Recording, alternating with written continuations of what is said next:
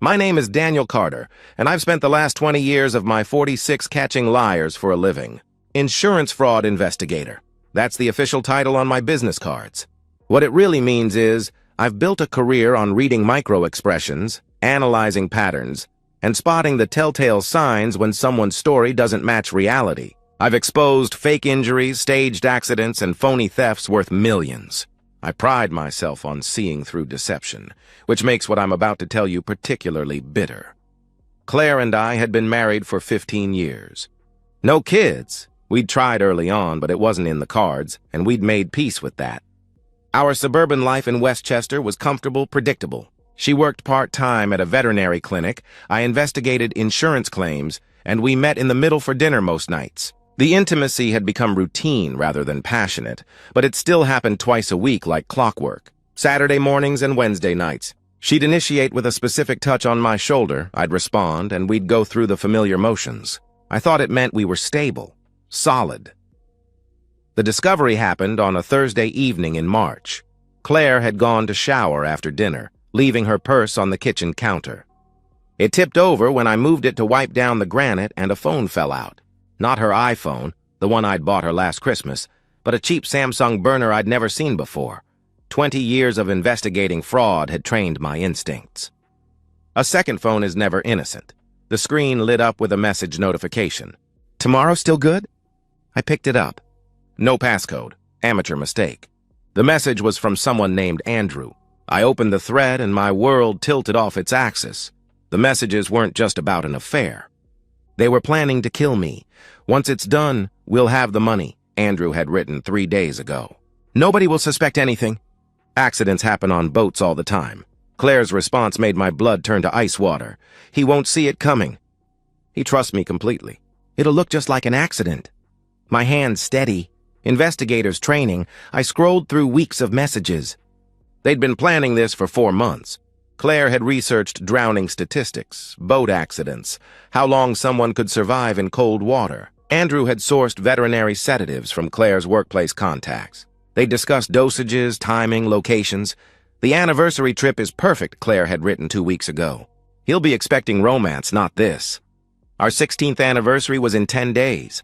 I heard the shower turn off upstairs. Moving with practiced efficiency, I photographed every message, forwarded the entire conversation history to my secure cloud storage, and carefully placed the phone back in her purse at the exact angle it had fallen. My heart was hammering, but my hands remained steady. 20 years of crime scenes had taught me evidence preservation. Claire came downstairs in her terry cloth robe, hair wrapped in a towel, and kissed my cheek. "Thanks for cleaning up, honey," she said warmly. I studied her face, this woman I'd shared a bed with for 15 years. Her green eyes showed nothing unusual. Her smile reached all the appropriate muscles. If I hadn't just read her murder plans, I would have believed she loved me. "No problem," I managed, my voice normal. Another investigator's skill, never let them know what you know. She poured herself a glass of wine and settled on the couch. "Want to watch something?" she asked. We sat together watching Netflix, her head on my shoulder while I processed what I'd discovered. 4 months ago, she'd suggested I increase my life insurance. "We're not getting younger," she'd said then. "We should be prepared." I'd agreed, even thanked her for thinking ahead. The policy was now worth $2 million. I excused myself to the bathroom and checked our insurance documents on my phone. She'd increased it without telling me, doubled it from 1 million to 2. The change was made 4 months ago. The exact timeline matched when she'd started texting Andrew. When I returned to the couch, Claire snuggled closer. "I love you," she murmured against my shoulder. "Love you too," I replied automatically while my mind cataloged evidence. Tomorrow I'd need help. Tomorrow I'd need Nathan. My phone buzzed. I glanced at it casually. But the notification made my blood freeze. Our joint credit card had just been charged at a boat rental company. Claire was already making reservations for my murder. As she shifted against me, I saw her burner phone light up in her purse across the room. Even from here, I could read Andrew's new message. "Tomorrow we scout the location. Make sure you can get him there alone." Nathan Cooper's office occupied the 2nd floor above Rosario's Diner on Fordham Road. The smell of bacon grease and coffee permanently infused the walls, and the ancient radiator clanged like a ghost in chains. But Nathan had the best investigative mind I'd ever encountered, and more importantly, he was the only person I trusted completely. I'd called him at 6 that morning. "I need to see you." "It's personal," I'd told him. "How personal?" he'd asked, already alert. Nathan knew I didn't do personal. "Life and death personal," I'd replied. Now, sitting across from his cluttered desk, I handed him my phone with the photographed messages pulled up. Nathan read in silence, his expression growing darker with each swipe. When he finished, he set the phone down carefully and stared at me for a full minute without speaking, something that never happened. Nathan always had words. "Jesus Christ, Daniel," he said finally. "Yeah," I responded. "Claire? You're Claire?" he asked, disbelief in his voice. "Apparently she's Andrew's Claire now," I replied grimly. Nathan rubbed his face with both hands. "We've investigated, 300 insurance murders between us? But when it's someone you know..." He trailed off, then snapped back into professional mode. "Okay, evidence first, emotions later. Walk me through everything." I laid it out chronologically. The burner phone discovery, the message history, the insurance policy changes, the boat rental. Nathan took notes on his legal pad, occasionally asking for clarification. When I mentioned the veterinary sedatives, he pulled up Claire's workplace on his computer. "Animal Emergency Clinic of Westchester," he read aloud. "They'd have ketamine, propofol, pentobarbital. Any of those could disorient you enough to stage a drowning."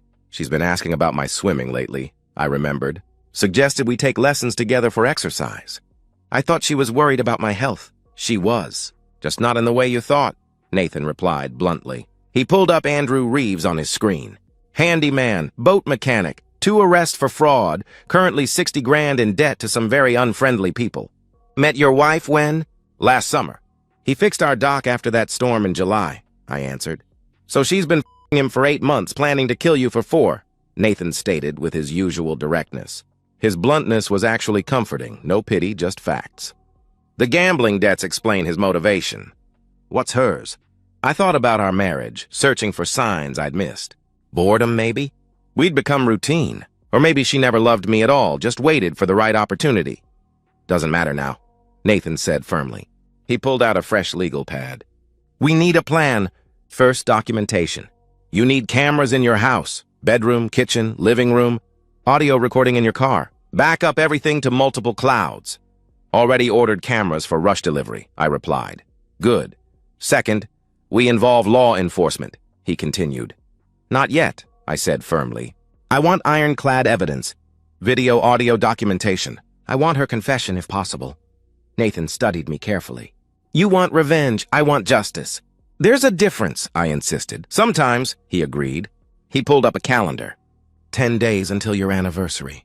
"That's their timeline?" I nodded, then showed him Claire's browser history I'd captured through our shared Google account. She'd been researching specific lakes, water temperatures, Coast Guard response times. One location appeared repeatedly, Sabbath Day Lake, 3 hours north. "Isolated, poor cell service, averaging 2 drowning deaths per year. She's thorough," Nathan admitted grudgingly. "But she made mistakes. The insurance change without your signature? That's fraud. The veterinary drugs, theft and conspiracy. The burner phone, rookie error. And Andrew," he pulled up more records. "This a**hole's been arrested twice. He'll crack under pressure. We spent 3 hours building our counter-operation. Hidden cameras with cloud backup. Audio recorders in strategic locations. GPS trackers on both vehicles. Daily check-ins with coded phrases. If I missed a check-in, Nathan would alert authorities with all evidence." "What about a wire?" Nathan suggested. "Too risky." "She's touching me more lately, playing the loving wife. She might feel it," I explained.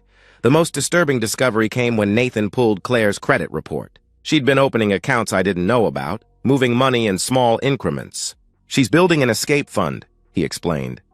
"Probably planning to play the grieving widow for a few months, then disappear with Andrew." I found myself studying our wedding photo on Nathan's shelf. He'd been my best man. Claire looked radiant in white lace, gazing at me with what I'd believed was love. Now I wondered if she'd been calculating my value even then. "You okay?" Nathan asked. "I'm functional," I replied. "That's not what I asked," he pressed. "It's all I've got right now," I admitted. He nodded, understanding. We'll get through this. But Daniel, he leaned forward. When this goes down, you let me call it in. You don't try to be a hero. These people want you dead. That evening, I installed the cameras while Claire was at book club, or wherever she actually went on Thursday nights. The tiny devices disappeared into smoke detectors, air vents, picture frames, each one connected to a secure cloud server that backed up every 12 hours. When Claire came home, she kissed me hello, and I tasted another man on her lips. Good book? I asked casually. Wonderful, she replied, describing a plot she'd probably memorized from online reviews. That night in bed, she curled against my back, arm draped over my chest. I lay awake, feeling her breathe against my neck, wondering how many nights she'd laid here planning my death. Her phone, the real one, buzzed on the nightstand. She grabbed it quickly, but I caught a glimpse of the notification. Andrew. Can't wait to have you all to myself. After her breathing deepened into sleep, I slipped out of bed and checked the boat rental confirmation in her email. She'd used her credit card but listed Andrew as an additional authorized operator. They weren't even trying to hide their connection anymore. I found the lake on Google Maps.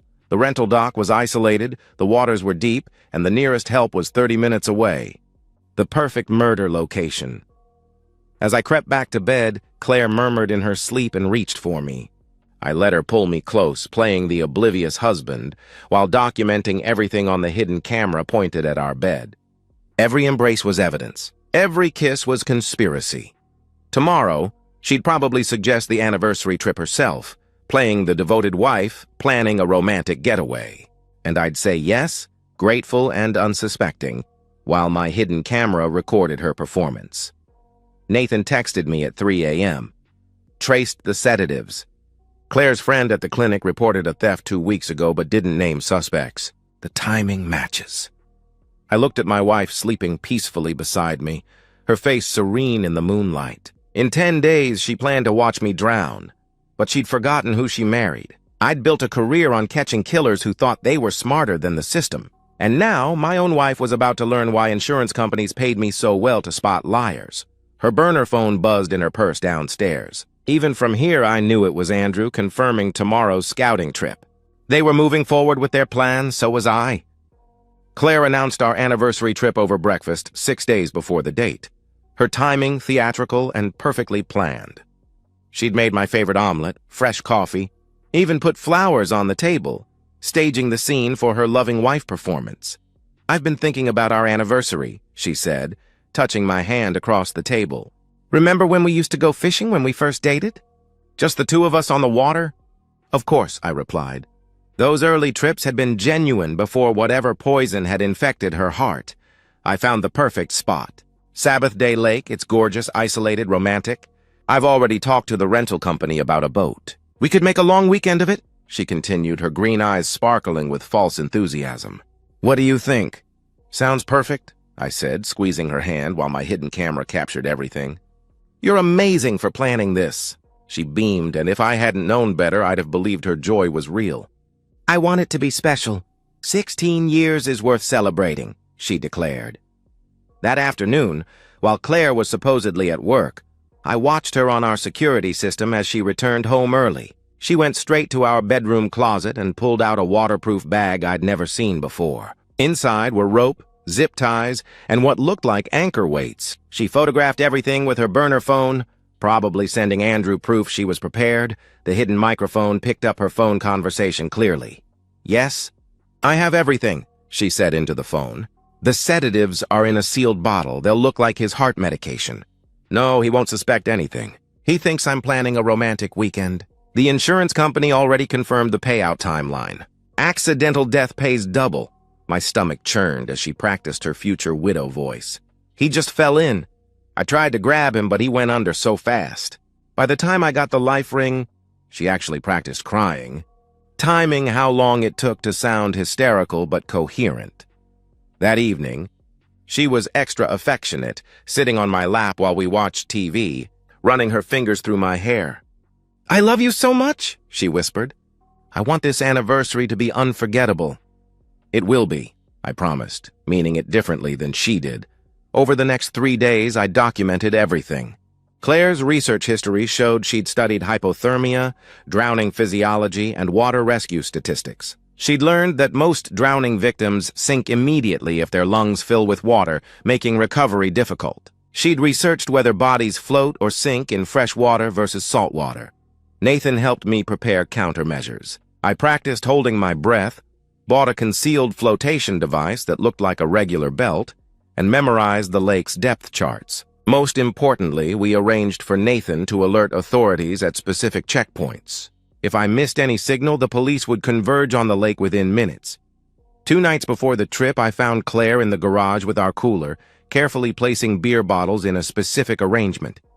She'd marked one bottle with a tiny dot of nail polish, almost invisible unless you were looking for it. That would be the drugged one, meant for me. She'd also purchased a new first aid kit, prominently displayed in our supplies. But I'd watched her on camera, removing the emergency GPS beacon and replacing the emergency flares with expired ones. She was eliminating any chance of quick rescue. The psychological torture of sleeping beside her became unbearable.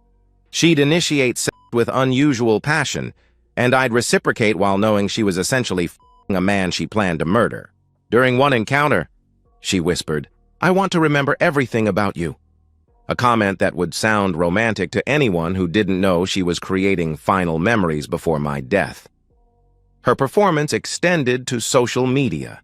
She posted throwback photos of us with captions about feeling blessed and can't wait for our anniversary adventure. She was establishing her devoted wife persona for the investigation that would follow my death.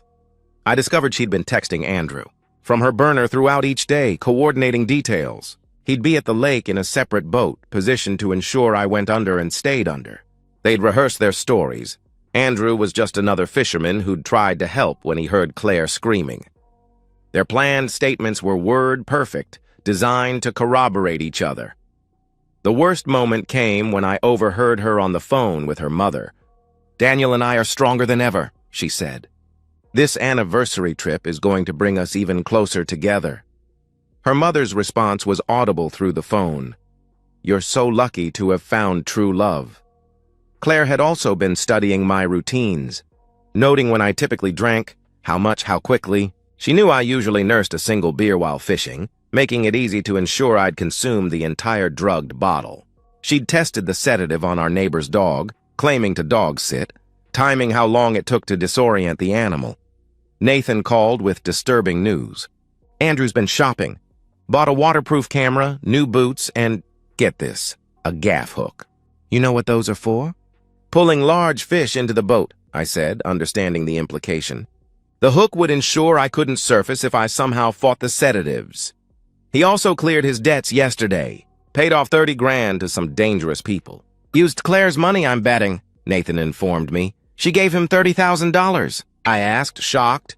"From the accounts she's been hiding?" "Daniel, they're not planning to wait. This is happening on your anniversary," he warned. "The final night before our trip." Claire suggested we update our wills, just to be safe before traveling. She'd already prepared the documents, needing only my signature. I signed them, knowing Nathan had copies of everything showing her forgeries and fraud. "Promise me something," she said that night in bed, her head on my chest. "If anything ever happens to me, you'll find someone else. I don't want you to be alone." "Nothing's going to happen to you," I said, fighting nausea at her performance. "But if it did, promise me you'd move on." "Find happiness," she pressed. "I promise," I lied, knowing she was projecting. Imagining her own future with Andrew after my death, she fell asleep holding me tighter than she had in years. I lay awake counting the hours until morning, when we'd pack our car for what she believed would be my last trip. The cameras captured her sleep-talking around 3 a.m., She mumbled Andrew's name and smiled. I checked my phone one last time. Andrew had sent his final message to Claire's burner. "Weather's perfect tomorrow. It's time." Claire had responded with a heart emoji. Tomorrow she'd dress in the new outfit she'd hidden in the closet, something photogenic for the grieving widow photos that would follow. She'd pack our lunch with loving care, ensuring my drugged beer was perfectly positioned. She'd kiss me goodbye to our house, knowing I'd never return. But she'd underestimated the man she'd married. 20 years of investigating murders had taught me one thing: killers always make mistakes when they think they're smarter than their victims. And Claire's biggest mistake was forgetting that I'd built a career on seeing through lies, especially the ones told by people who claim to love their victims. The morning of our anniversary dawned crisp and cloudless, murderer's weather as Claire had planned.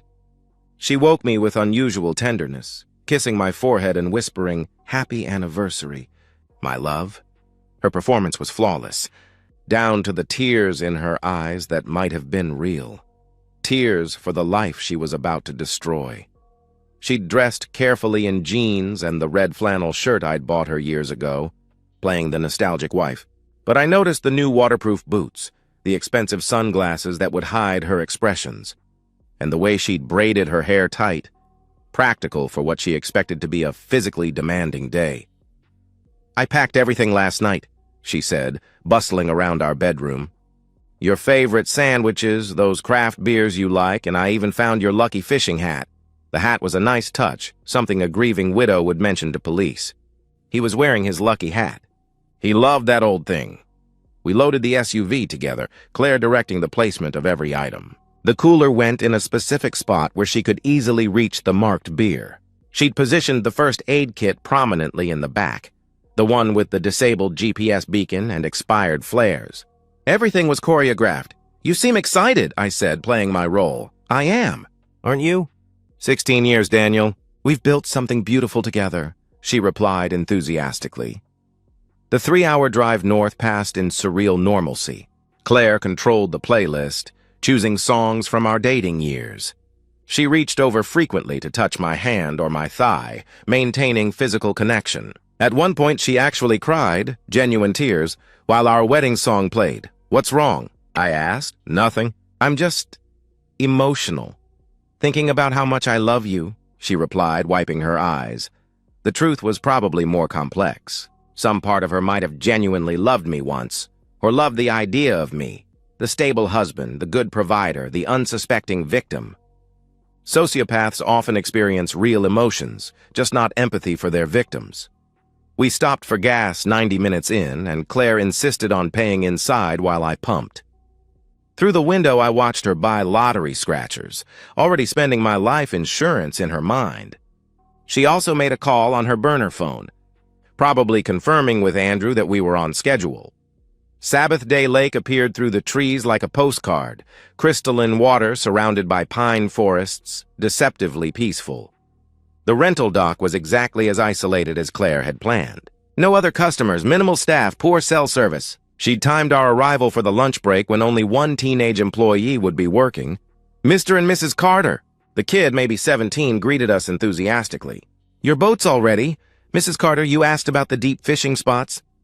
He pulled out a marked map. "The best bays are here about 2 miles out. Gets about 40 feet deep, really isolated. Perfect for what you're looking for." Claire thanked him sweetly, folding the map carefully. She'd already known exactly where the deep water was. She'd been studying this lake for months. But she needed the employee to remember suggesting the location. We loaded our gear onto a modest fishing boat, Claire insisting on carrying the cooler herself. She positioned it precisely where she could control access to the drinks. I pretended not to notice how her hands shook slightly as she arranged everything. "Beer," she offered once we'd cleared the dock, holding out the marked bottle. "Start the celebration early?" "Maybe in a bit," I replied, taking the oars. "Want to get us positioned first?" A flash of frustration crossed her face before she recovered. "Of course, honey." "You're the captain," she said sweetly. As we moved across the lake, I spotted another boat in the distance. Andrew, maintaining separation but keeping us in sight. Claire didn't look directly at him, but I caught her checking that direction repeatedly. Her phone, the burner, buzzed in her pocket. She didn't check it, maintaining her performance. "This is perfect," she said as we reached the deep water. "Just like our first fishing trip, remember? You caught that huge bass and were so proud?" "I remember," I replied. I also remembered that she'd seemed genuinely happy then, laughing at my excitement. When had that woman disappeared? Or had she never existed? "Beer now?" she offered again, more insistent. I accepted the bottle, examining it while pretending to watch my fishing line. The tiny nail polish mark was barely visible. "Thanks, babe," I said. I took a small sip, then set it in the holder beside me. Claire watched intently, trying to look casual. "Not thirsty?" she asked, savoring it. "This is nice beer," I replied. Andrew's boat had moved closer, maybe 300 yards away. Close enough to respond quickly, but far enough to seem unconnected. I saw him checking something, probably the waterproof camera he'd bought to document my drowning for their protection. Claire handed me a sandwich, watching me eat while barely touching her own food. She kept glancing at the beer, calculating how much I'd consumed. I took another small sip, then secretly poured some overboard when she was distracted by rigging her fishing rod. "You know what I love about you?" she said suddenly. "What's that?" I asked. "You trust me completely. After all these years, you still trust me," she said, moving closer. The irony was so thick I nearly choked. "Of course I trust you. You're my wife," I replied. She moved closer, sitting beside me on the bench. "I need you to know something. Whatever happens, I've loved our life together." "Whatever happens? You planning on going somewhere?" I asked suspiciously. Her laugh was forced. "No, I just mean, life is unpredictable. We should appreciate what we have." Andrew's boat engine started. He was repositioning, moving to cut off any escape route to shore. They must have agreed on a signal. Probably Claire would stand up or wave when I was sufficiently drugged. I took another pretend sip of beer, then let my movements become slightly sluggish. "Feel a little dizzy," I said. "Maybe the sun." Claire's entire body tensed with anticipation. "Maybe you should slow down on the beer," she suggested, trying to sound concerned. "Yeah, maybe." I stood up carefully, swaying slightly. "Think I need some water. I'll get it." She practically leaped for the cooler, then caught herself, moving more naturally. She handed me a water bottle, sealed, safe, and watched me drink. "Better?" she asked. "A little," I replied. I sat back down heavily, letting my eyes unfocus slightly. She checked her phone openly now, the real one. "No service out here," she said, establishing that fact for later. Then she stood up, stretching her arms above her head, the signal to Andrew. His boat roared to life, heading directly toward us. But something was wrong. He was coming too fast, too directly. This wasn't the plan they'd rehearsed. "Who's that?" I asked, playing confused. Claire's face went white. He's coming really fast," she stammered. Andrew's boat was 50 yards away when I realized what was happening. He'd gotten impatient or nervous.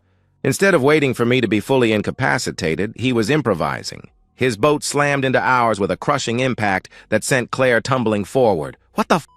she screamed, genuine rage breaking through her performance. Andrew pulled alongside, and I got my first good look at my would-be killer. Younger than I'd expected, maybe 35, with the desperate eyes of a gambling addict. He was already drunk. I could smell the bourbon from 10 feet away. "Is he out?" he demanded, looking at me. "Not yet!" Claire hissed. "You're early. This isn't—" Plans changed. His friend's been asking questions downtown. "We do this now," Andrew interrupted. He climbed into our boat, making it rock dangerously. He was bigger than I'd expected, maybe 6'2" and solid. I let my head loll, playing semi-conscious while keeping my muscles ready. The concealed flotation device around my waist gave me confidence. Even if they got me in the water, I wouldn't sink. "Daniel?" Claire touched my shoulder, testing my response. I didn't react. "He's out enough," Andrew said impatiently. "Let's do this." But his drunk confidence made him careless. As he stepped toward me, his foot caught on the cooler. He stumbled, arms windmilling for balance. The boat's railing, the one I'd noticed was rotting during my preparation, gave way under his weight with a splintering crack. Andrew plunged backward into the lake with a tremendous splash, the weight of his boots and heavy jacket immediately pulling him down. He surfaced once, gasping and flailing. "Andrew!" Claire screamed, using his name, the mistake that would doom her. She threw him the life ring, but her panic made her clumsy. The rope tangled in her hands as Andrew went under again. He surfaced further away, already exhausted from fighting the weight of his waterlogged clothes. I made a split-second decision that would define everything. Instead of helping, I grabbed my phone, the one with the good GPS that actually worked, and called 911. "Emergency! Someone's drowning at Sabbath Day Lake. 2 miles northwest of the dock. Hurry!" I shouted into the phone. Claire was sobbing, screaming Andrew's name repeatedly as she tried to throw the ring again. But Andrew had gone under and hadn't resurfaced. The water where he'd been was still, just ripples spreading outward. "No, no, no!" Claire dove toward the edge, but I grabbed her. You can't swim in those boots. You'll drown too, I said firmly. She fought me viciously, clawing and screaming. Let me go! I have to save him, she cried. Save who? Who is Andrew? I asked, playing confused. Her face went white as she realized what she'd done. She'd been screaming her lover's name while her husband, who supposedly didn't know Andrew existed, watched her fall apart over a stranger's death. The Coast Guard arrived in 12 minutes, but Andrew had been under for 15. They pulled his body from 40 feet of water while Claire collapsed in hysterics. She wasn't performing anymore. Her grief was real, raw, and completely inappropriate for a woman whose husband had nearly drowned. Ma'am, did you know the victim? The officer asked. Claire couldn't answer, sobbing too hard. I stepped in, playing the confused husband. I don't think so. He crashed into our boat. Maybe drunk? My wife's just traumatized from seeing someone drown, I explained. The officer looked between us, noting Claire's excessive grief. Sir, are you injured? Your wife seems very upset. I'm okay. Just shaken up. This was supposed to be our anniversary trip, I replied, maintaining my confused husband act. They found the gaff hook in Andrew's boat. They found the waterproof camera. They found bourbon bottles and gambling receipts. Everything pointed to a drunk boater causing a fatal accident, except for Claire's reaction. Mrs. Carter? The officer tried again. Can you tell us what happened? She looked at me, desperate. Tell them, Daniel. I'm not sure what happened, I said truthfully. This man crashed into us, fell overboard, and drowned. My wife tried to save him. You knew his name, the officer said to Claire. You were screaming, Andrew! Claire's mouth opened and closed like a fish. She had no explanation that wouldn't reveal everything. As they wrapped Andrew's body and took our statements separately, Claire whispered urgently to me, You have to help me explain this. Please, Daniel. I can explain everything later. Just help me now. I looked at my wife, this woman who'd planned my murder, who'd just watched her lover drown, who was begging me to save her from the consequences.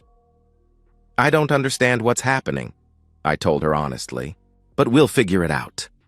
She grabbed my hand desperately, not knowing I was recording everything, that her whispered thank you would later become evidence of consciousness of guilt. The marked beer bottle bobbed in the lake, its poisoned contents diluting into 40 feet of water. The murder weapon had become just another piece of floating trash, like the plans Claire and Andrew had made. But Claire's tears were real. For the first time in months, maybe years, Claire was feeling genuine emotion. It just happened to be grief for the wrong man. I gave Claire exactly 24 hours to construct her story. She spent them pacing our house like a caged animal, alternating between hysteria and calculated plotting. She'd tried to explain Andrew's presence as coincidence, but her grief kept breaking through. The raw, ugly grief of a woman who'd lost her lover, not the shocked sympathy of someone who'd witnessed a stranger's death. You have to back me up, she said for the dozenth time, standing in our kitchen at 2 a.m. Tell them I was confused, that I must have heard his name from the Coast Guard. The Coast Guard didn't know his name until they pulled his wallet from his body, I reminded her. Then I don't know. Maybe he said it before he fell, she suggested desperately. While he was drowning? I asked. She slammed her hand on the counter. Stop picking apart everything I say. Just help me, she demanded. I maintained my confused husband act while my hidden cameras captured everything. She was unraveling, making mistakes with every word. The calculating woman who'd planned my murder for 4 months was gone, replaced by desperate panic. Detective Rivera arrived at our house the next evening. 20 years on the force, most of it investigating homicides, she had the kind of eyes that had seen every variation of human evil. She sat in our living room with a recorder and notepad, studying us both. Mrs. Carter, I need to understand your relationship with Andrew Reeves, she said directly. There was no relationship, Claire said too quickly. I didn't know him. Yet you screamed his name repeatedly while he drowned. The Coast Guard recorded everything, Rivera pointed out. Claire's hands twisted in her lap. I must have been confused. The trauma, your husband says you knew his name before anyone identified him, Rivera interrupted. Claire shot me a betrayed look. I shrugged helplessly, maintaining my facade of confusion. Detective Rivera turned to me. Mr. Carter, has your wife been acting unusual lately? This was my moment. I let hesitation play across my face, then spoke carefully. Actually, yes, she's been secretive with her phone. Our insurance policy was changed without my knowledge, and she planned this anniversary trip to a very isolated location. Daniel, Claire gasped. I'm just answering her questions, honey. I'm sure there's an explanation, I replied, maintaining my confused husband act. Rivera made notes. Mr. Carter, you're an insurance investigator, correct? Yes, 20 years, I confirmed. So you'd recognize signs of unusual behavior? She pressed. I'd like to think so, but apparently I missed something significant if my wife knew the man who died, I admitted. The detective studied us both, then made a decision. Mr. Carter, I'd like to speak with you privately. Mrs. Carter, please wait in the kitchen. Claire stood on shaking legs. This is insane. My husband nearly drowned. No, Rivera interrupted. Your husband was never in the water, but Andrew Reeves was, and you knew him well enough to scream his name while he died. After Claire left, Rivera leaned forward. Mr. Carter, I think you know more than you're saying. In my experience, insurance investigators don't miss details. So either you're the least observant investigator I've met, or you're holding back. I let my shoulders slump, playing the reluctant husband perfectly. I didn't want to believe it. Believe what? She asked. That something was wrong, but I pulled out my phone. I found something yesterday. After we got home from the lake, I showed her a screenshot of Claire's insurance policy change, the one she'd made without my knowledge.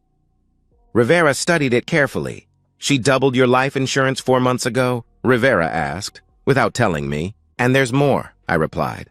I hesitated as if struggling with loyalty. I'm an investigator, detective. After yesterday, I started investigating. I found a second phone. Rivera's eyes sharpened. Where is this phone? Hidden in her car. I didn't touch it.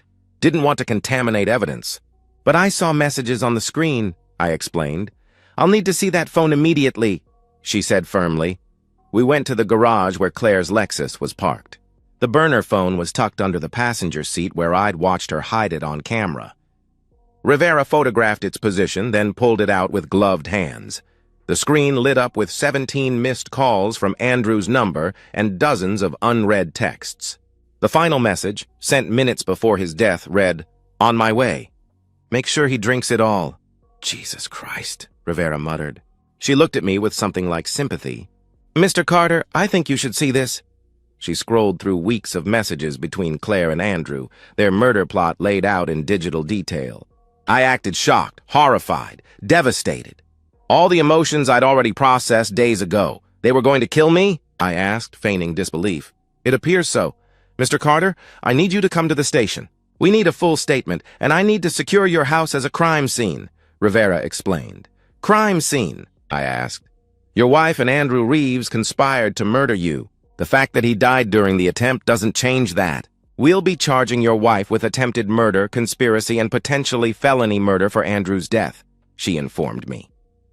When we returned to the house, Claire was on her phone in the kitchen. She hung up quickly when she saw us. Mrs. Carter, Rivera said formally, I need you to come with me. Why? I haven't done anything wrong, Claire protested. Rivera held up the burner phone in an evidence bag. This phone contains extensive evidence of a conspiracy to murder your husband. You're under arrest for attempted murder, conspiracy to commit murder, and insurance fraud. Claire's face went through a spectrum of colors. White, red, then ghostly pale again. Daniel, tell her! Tell her this is a mistake! She pleaded. I stood silent, letting her see the knowledge in my eyes. You knew, she whispered. You knew the whole time. I'm an investigator, Claire. It's what I do, I replied calmly. The mask finally dropped completely. Her face twisted with rage. You son of a bitch. You let Andrew die! I called for help immediately. You're the one who couldn't save him. Too panicked, too clumsy with the rope. Almost like you'd never actually practiced the rescue you claimed you'd rehearsed, I pointed out. Rivera placed Claire in handcuffs while reading her rights. Claire wasn't listening. She was staring at me with pure hatred. 15 years, she spat. 15 years of your boring routines, your predictable sex, your goddamn investigating stories. You think you're so smart? Andrew was twice the man you are. Andrew's dead, I reminded her. Because you two got sloppy. Drinking before a murder? Coming too early? Using a burner phone with no password? Amateur hour, Claire. She lunged at me, but Rivera held her back. Mrs. Carter, you're making this worse. As they led her out, Claire turned back one last time. You'll never find anyone who loved you like I did. Your version of love included murdering me for money. I'll take my chances, I replied. At the station, I provided Rivera with everything. The hidden camera footage, the audio recordings, the documentation of Claire's research and planning. The evidence was overwhelming and undeniable. The most damning piece was the video from our kitchen the morning of the trip. Claire carefully marking the beer bottle with nail polish, placing it specifically in the cooler, her voice clear on the audio. This is the one. Make sure he drinks this exact bottle. You've been building this case for days, Rivera observed. Why didn't you come to us immediately? Would you have believed me?